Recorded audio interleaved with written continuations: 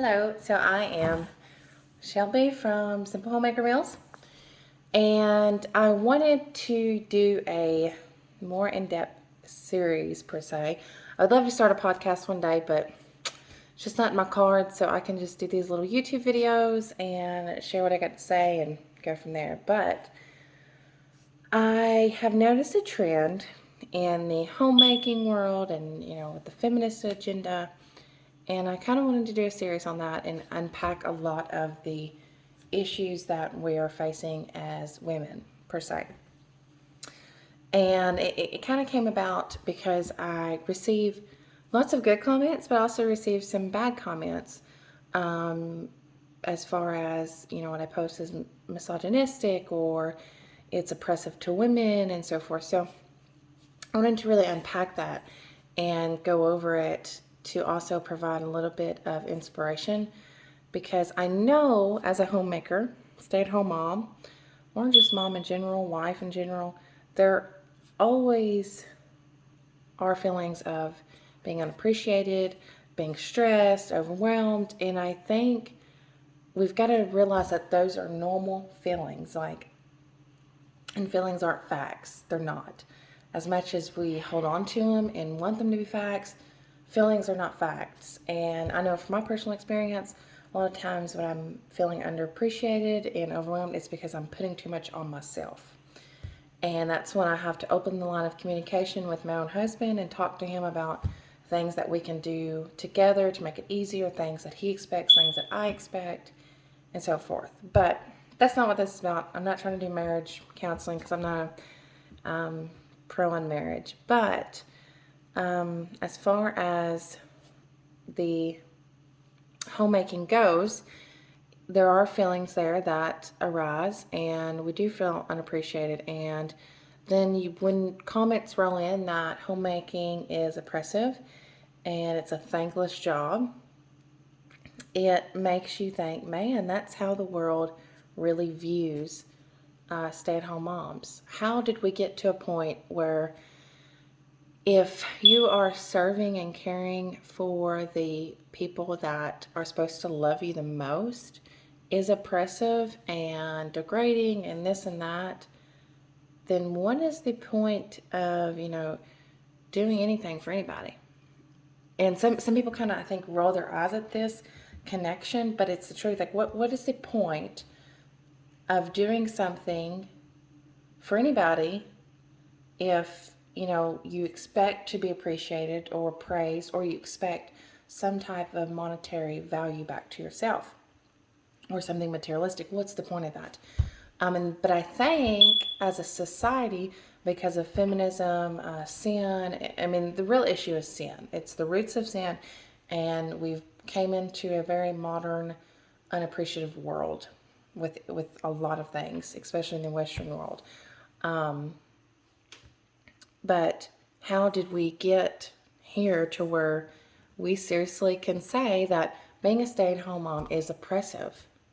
How is caring for your children, helping your husband, loving your husband, and in retrospect, you being loved as well, how is that oppressive? Now, granted, because some will say, well, what about women being abused? That happens.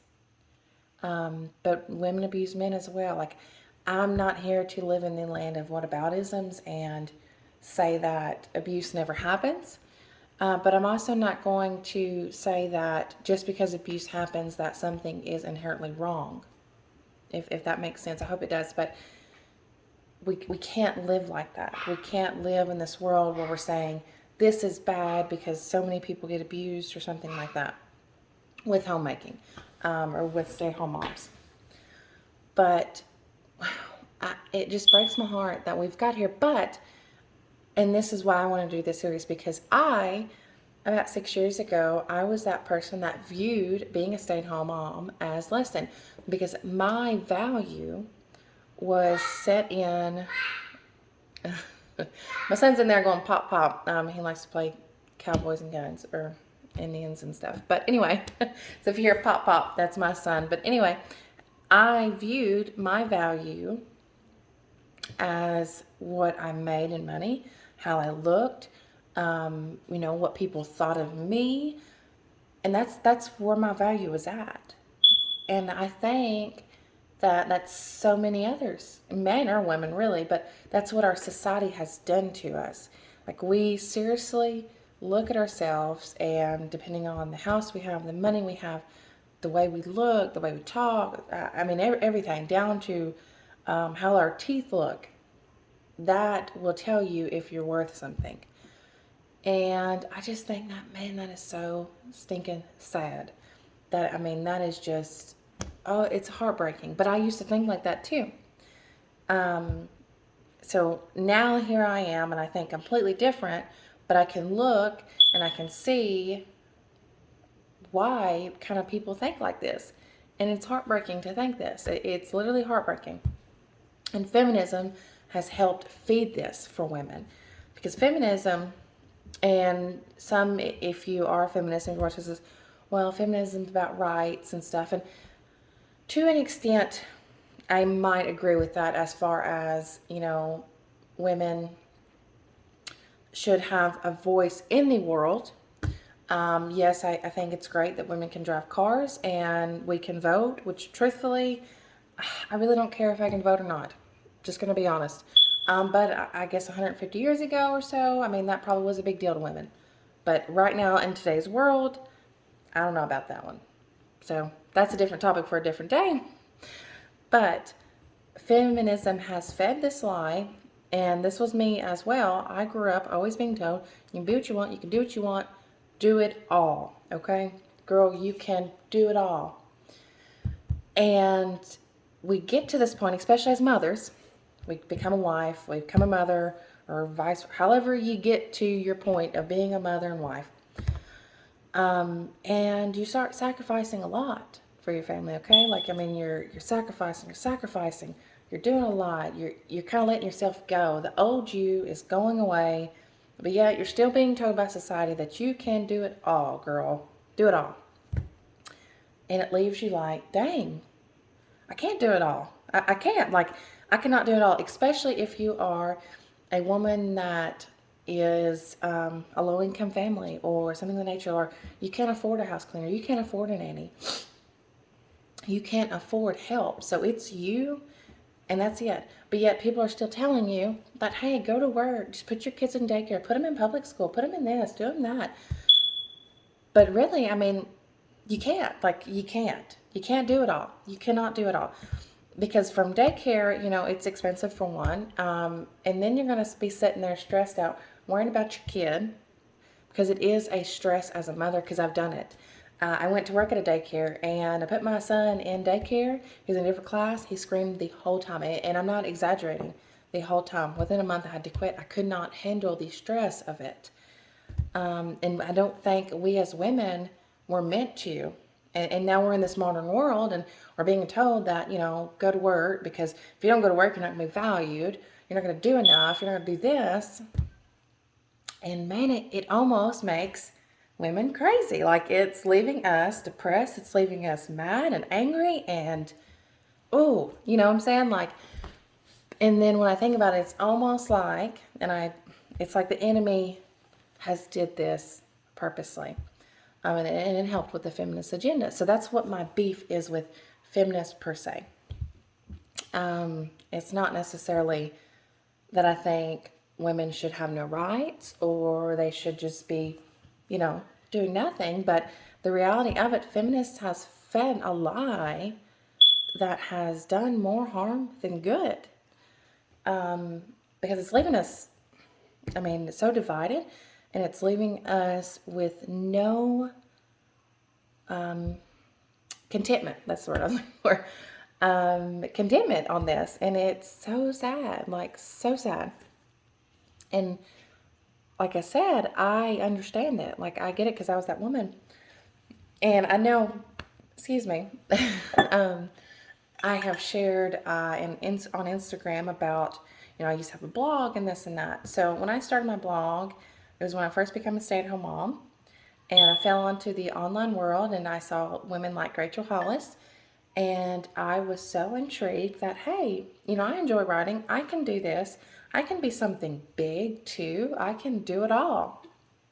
And at the same time, I was dealing with severe anxiety as a new mom. My son had severe colic, some other different health issues. Me and my husband were dealing with financial burdens that we thought, we were never going to see the end of the tunnel. I mean, it was mountain and mountain and mountain stress. And like I said, I saw women like Rachel Hollis. She had the perfect family, she had the perfect business, she had the perfect house, but yet she had the house cleaner, she had the nanny, she had all these things. And, like, girl, wash your face and stuff like that. Like, girl, pull your bootstraps up. You can do it. But there was no, like, hey, you know what? Your value is not in all this crap. Your value is in Christ. And that's the root of it all. Like, we are placing our value. And if you're kind of wondering, like, how does this circle into feminism? It's because we as women are being told we can do it all. We can do this and that and blah, blah, blah. And then we are also being told that we need to look a certain way, be a certain way, do so. And I love the argument that it's the patriarchy. It's patriarchy. It's misogynistic men that's doing this. It's not. It's women. It is women that have really made this such an issue because of the feministic type movement. Because women, we constantly are wanting more and more and more, but this more and more isn't attainable. It's just not. And if you hear that creaking, I had somebody post on the YouTube that I need to change my fire alarms. I do hear that. If you hear that, I do apologize. It's a fire alarm that's really high in our ceilings. We should get a big ladder to change it out, and it just hasn't got done. So I do apologize. But we are being told that, we're not enough. We're just not, if we don't do this, if we don't do that.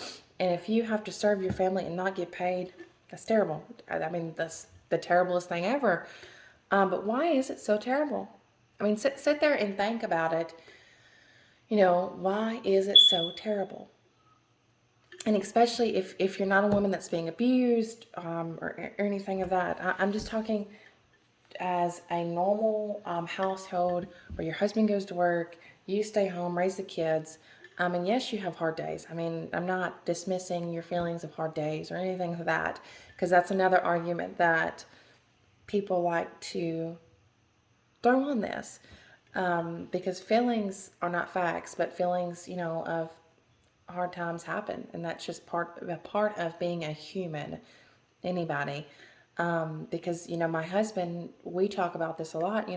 He's told me some days, I don't feel like just getting up every day and going to work, because he works 12 to 14 hours a day. Mowing season is starting, so he will pick up 2 to 3 extra days a week after his 5 to 6 day shift. I'm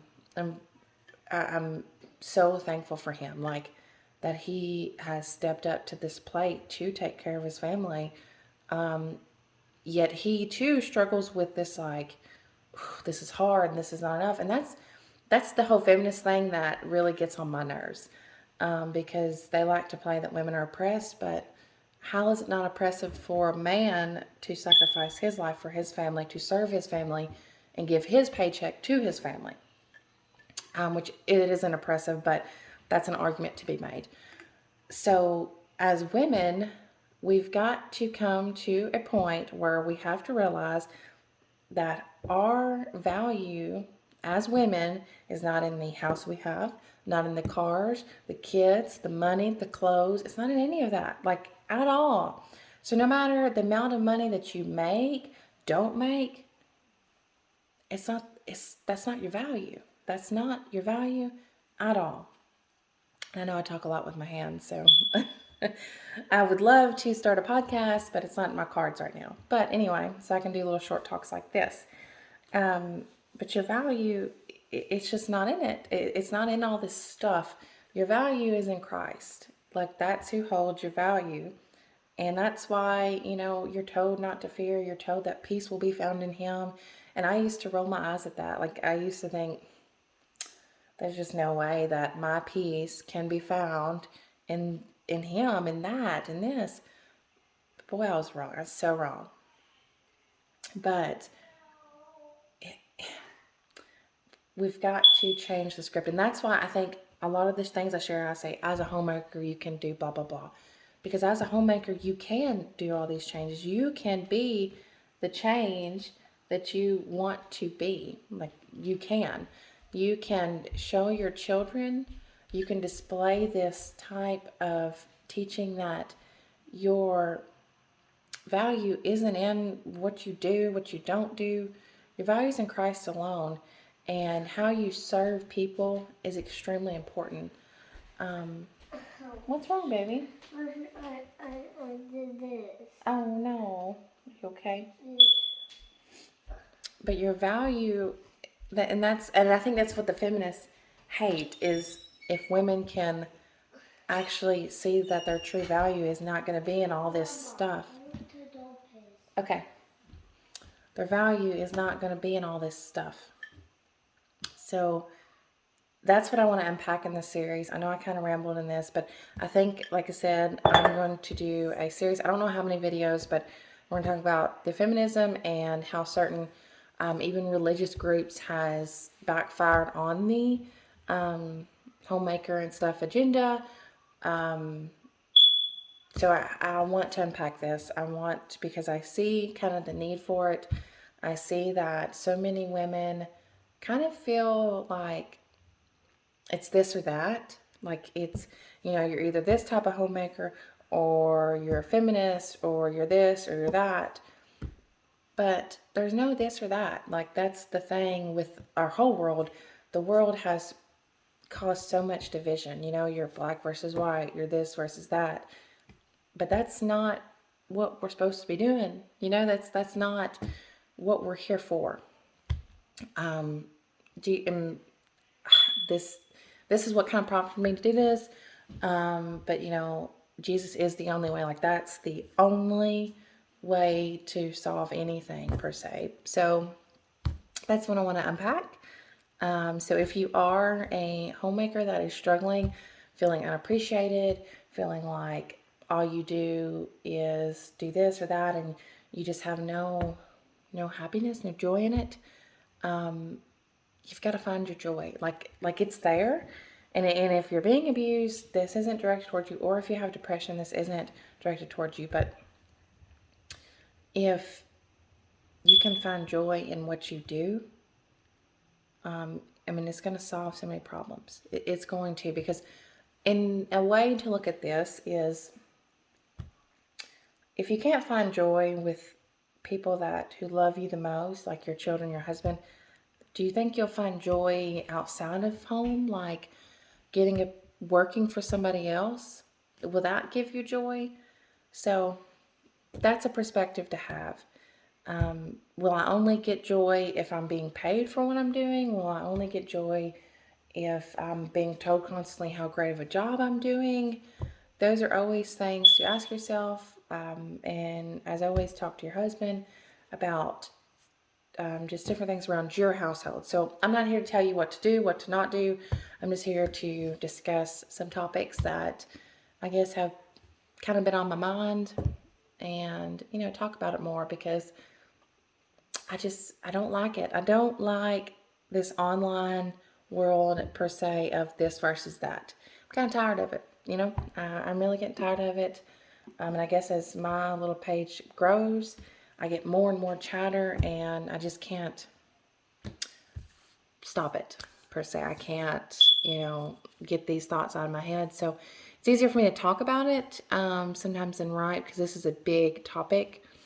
So I hope over the next possibly month or two, we can unpack this and we can talk more about it.